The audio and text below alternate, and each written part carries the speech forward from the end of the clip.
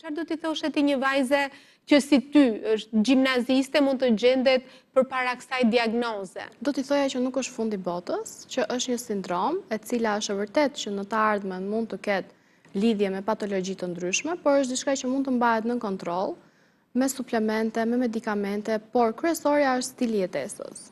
Se suplemente, çfarë suplemente që rekomandohen për mosët? Suplementi që rekomandohet kryesor është inozitoli.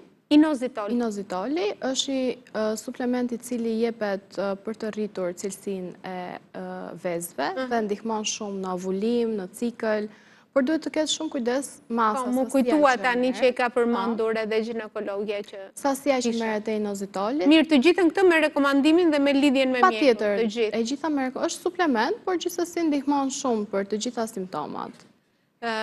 Po, nuk di, do të kishe një mesazh mbase për dikë që është lodhur nga mbi pesha, nga aknet, nga të gjitha këto problematika dhe mbase është 10 vjetë mbi ty dhe tenton të ketë dhe një fëmijë dhe dihet gjithë ky cikli ku futet një grua, një vajzë që i ka këto probleme. Unë mendoj se të gjithë njerëzit që kryesorja janë duke tentuar për një shtatzani dhe ka kaluar mbi një vit dhe ata nuk kanë arritur të kenë një sukses, duhet patjetër t'i drejtohen mjekut. Kjo është si mjekë tani. Po, është shumë e rëndësishme t'i drejtohen mjekut, sepse nuk është diçka që ti duhet ta lësh që të presësh etj, duhet parë se ku është problemi, sepse jo gjithmonë është vetëm PMS-ja shkaktar, mund të jenë shumë shkaktar.